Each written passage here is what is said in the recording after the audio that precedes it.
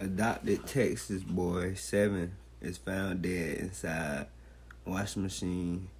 Cops probe whether he died by accident or foul play.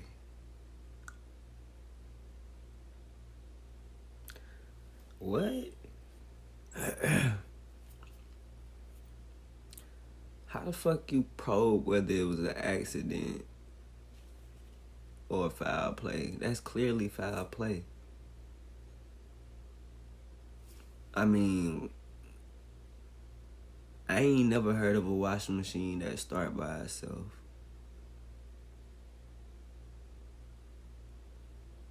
You feel what I'm saying? I don't get that one.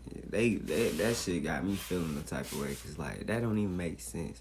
That was definitely foul play. The fuck?